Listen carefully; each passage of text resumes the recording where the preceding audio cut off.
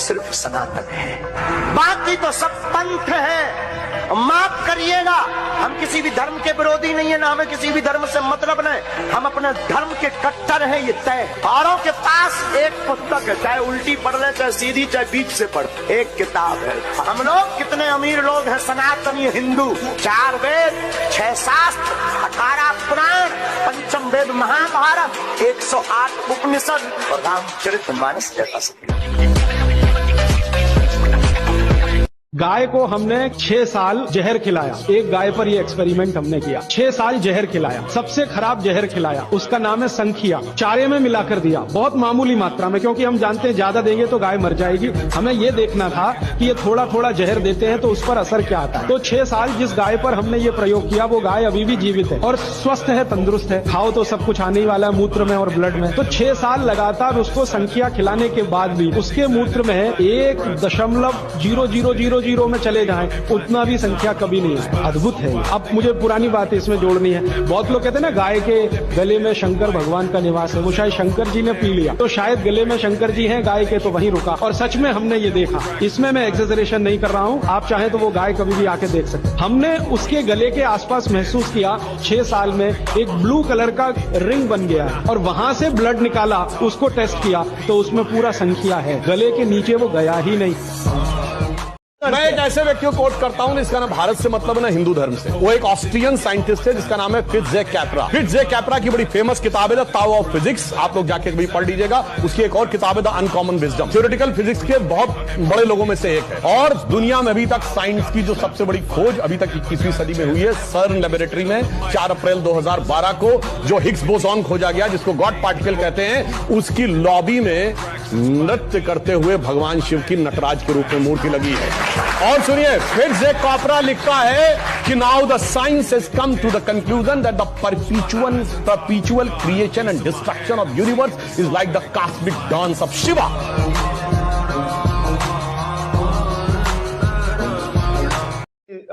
2024 में अंकित को क्या लगता है, देश में नरेंद्र मोदी वापस आएंगे बतौर प्रधानमंत्री?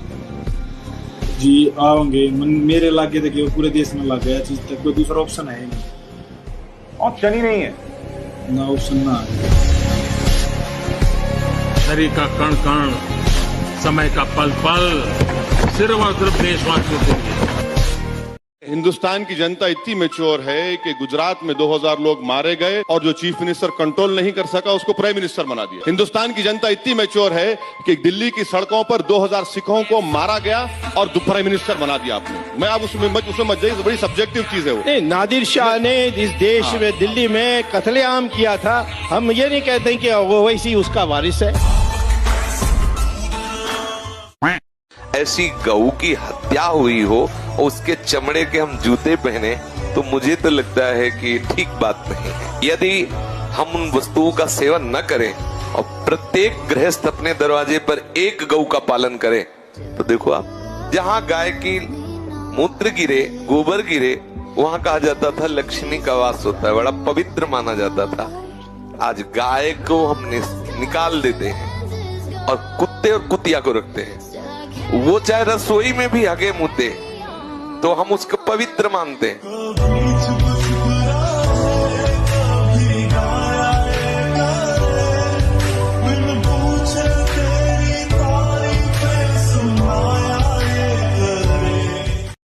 कृष्ण सब कुछ, प्यार कृष्ण। देखिए, हमारा कर्म है, हमारा धर्म है सनातन धर्म की ध्वजा को फहराना, और हम फहराएंगे। हाँ, जो हमारे धर्म, जो हमारे सरकार का आदेश है, उसके अनुसार हम कार्य करेंगे। और बागेश्वर धाम सरकार, देख, एक दिन ऐसा आएगा कि संपूर्ण भारतवर्ष में बागेश्वर धाम सरकार की महिमा पहुंचेगी।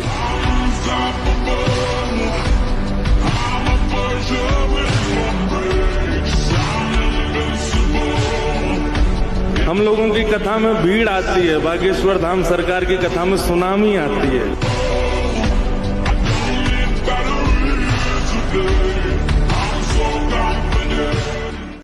अब हनुमान अपने आप में इतने शक्तिशाली हैं कि वो जिस युद्ध में उतरे, वो तो वॉन बैटल ऑलरेडी। अगर हनुमान उतरे तो जीत निश्चित है, जीत निश्चित।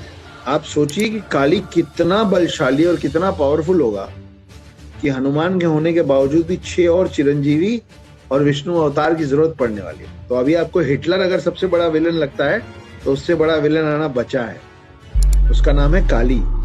और उससे लड़ने जो शख्स आने वाला है, जो व्यक्ति आने वाला है, जो महापुरुष आने वाला है, जो शिव और विष्णु का अंश आने वाला है, उसका नाम है कल्कि।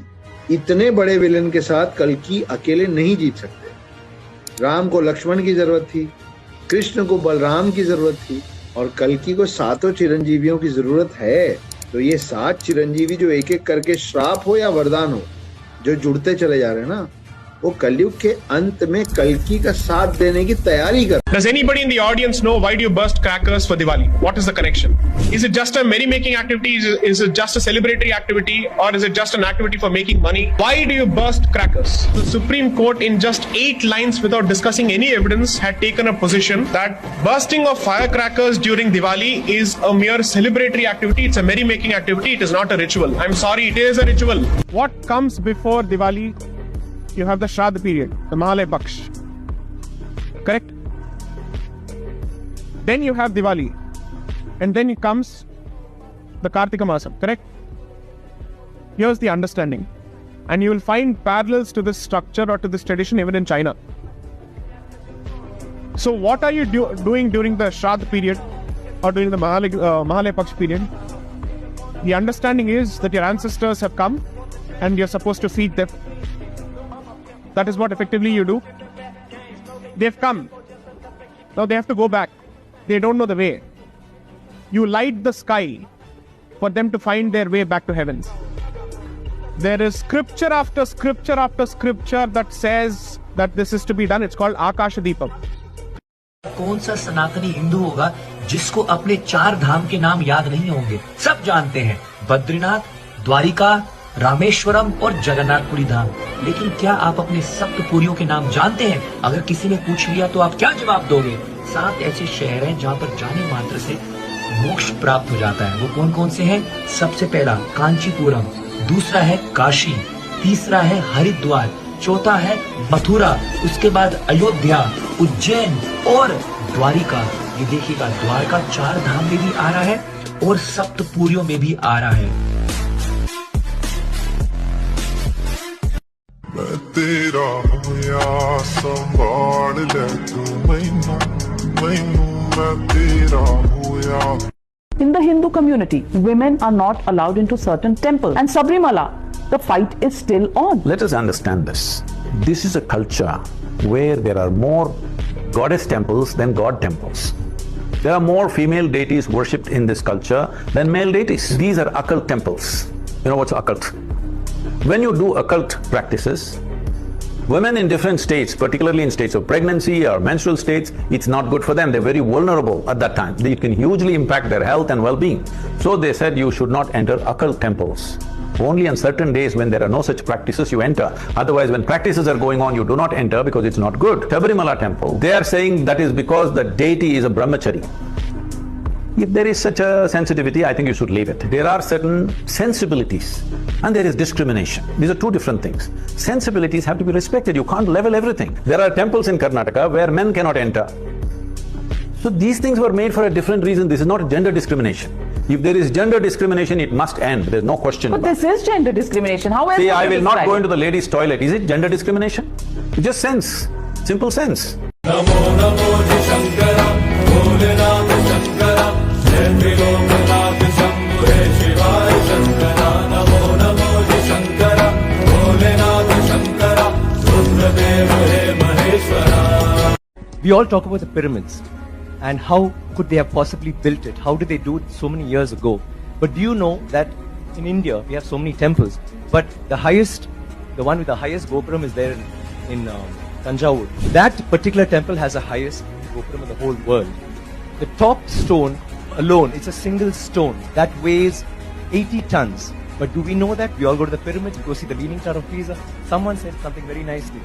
He said, we are actually appreciating a building that doesn't stand. But we have temples today that stand and they didn't use plaster. Do you know that for this particular stone, they had to use a ramp which was 6 kilometers long, which was pulled by bulls, elephants and people. 6 kilometers long to get it up there. So these are all things that we need to know about. This particular king has built 5,000 dams in his time. He's asked him to name cities after women. Why should it only be men? And they've had hospitals, free hospitals. So this is something that's so illustrious. And this happened in the 9th century. The rest of the world, you talk about superpowers today. The 9th century, all this happened when we had the biggest maritime naval thing in the world. And it went all the way to Bali, all the way to Malaysia. And you know what was the superpower doing then? America hadn't been discovered by Columbus till 500 years later. So think about our culture, think about how advanced we were. We are Indian. And we need to feel proud about that. Do you know, apart from the mighty Rama, Ravana was also defeated by 2 other kings. One was the monkey king Bali, and the other was Kartavirya Arjuna, the king of Mahishmati, also known as the one with 1,000 arms. Both incidents taught Ravana to be more humble. Bajrangbali ji महाराज जी का सबसे अच्छा मंत्र और powerful मंत्र कौन सा है, ये जानना चाह रहा था। मतलब हमारी विद्या चोरी करना चाहते हैं? नहीं महाराज जी, आप कैसे ओम हम हनुमते नमः। ओम हम हनुमते नमः। ये मंत्र श्री हनुमान जी का वेरी पावरफुल है। There are 2 ladies Shabarimala in Kerala. I'm sure Kriti Desai ji even don't know the names of those temples. There are 2 ladies Shabarimala where millions of women come, and we men don't participate in that particular Kongala, which is in the Guinness Book of World Record for the largest congregation of women. With due respect, our left liberal feminists, their meetings will have maximum of 200 to 300 people, whereas in ladies Shabarimala, 30 lakh Hindu women offer Kongala, and not even one male is there.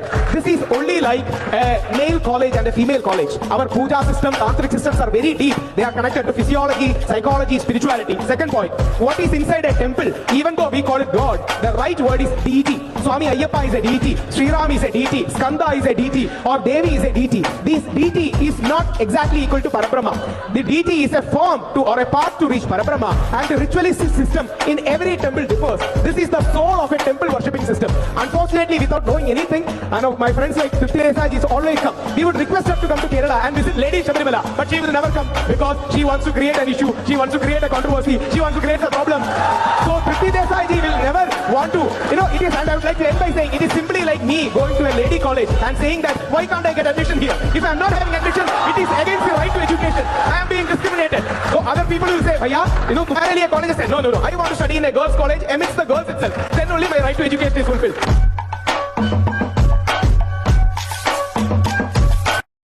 As the great religious teacher Swami Vivekananda.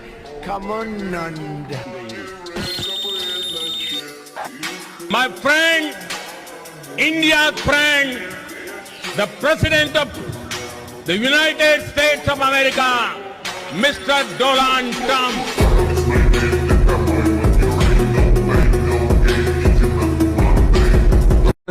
Factual बताइएगा। ठीक है, factually मैं इनसे पूछ लीजिए कि हमारा देश बार बार इतना बड़ा बड़ा लोन क्यों ले रहा है USD बिलियन में, अगर हम इतना बढ़िया कर रहे हैं। इनसे पूछ लीजिए कि प्राइम मिनिस्टर को उनके इकोनॉमिक एडवाइजर ने पिछली मार्च को ये क्यों कहा कि अगर आप 25,000 रुपया कमाते हैं तो टॉप 10% में आते हैं देश के। इनसे पूछ लीजिए कि पिछले मंडे को, सिर्फ मंडे का आंकड़ा दे रही हूँ, 1901 करोड़ QFIIs ने पुल आउट कर लिया मनी। इनसे ये पूछ लीजिए कि भारतमाला प्रोजेक्ट के ऊपर जितने करप्शन के केसेस बताए हैं CAG में, चाहे वो आयुष्मान भारत पर हो, चाहे वो माइनॉरिटी स्कैम पर हो, उसको क्यों दबाया जा रहा है, उसको आप मीडिया में क्यों नहीं डिस्कस कर रहे, उसका क्या जवाब है आपके पास? आपने हाईवेज की बात की, सिर्फ सोने की सड़क है एक द्वारका एक्सप्रेसवे पे जिसका अप्रूवल हुआ 18 करोड़ का और वो बन रही है 251 करोड़ प्रति किलोमीटर की। आप चांद पर हो 6.25 करोड़ में, पर यहाँ पे आप 4 किलोमीटर नहीं बना पा रहे उतने में। इनसे पूछ लीजिए 75,000 करोड़ जो भारतमाला प्रोजेक्ट में बोला है उसमें 15 करोड़ प्रति किलोमीटर के अप्रूवल हुआ, पर आप 30 करोड़ प्रति किलोमीटर के बना रहे। और सारे मोस्ट प्रोजेक्ट्स चाहे केरला में हो चाहे तेलंगाना में हो, जो NHI के अंदर जा रहे हैं, एक ही व्यक्ति विशेष को जा रहे हैं। इनसे पूछ लीजिए क्यों इनको बैंक के एम्प्लॉइज चिट्ठियां लिख रहे हैं। 6 लाख बैंक एम्प्लॉइज ने चिट्ठी लिखी कि प्लीज राइट ऑफ करना, मेरे फैक्ट्स बता दें गलत हो तो, राइट ऑफ करना पैसा बंद कर दीजिए। 17 लाख करोड़ आपने राइट ऑफ कर दिया है। देश में लोगों का डगमगा रहा है विश्वास बैंकिंग में, इनके बैंक एम्प्लॉइज में लिखा। ये सारी खबर ये क्यों दबाते हैं, डिस्कस कर ले।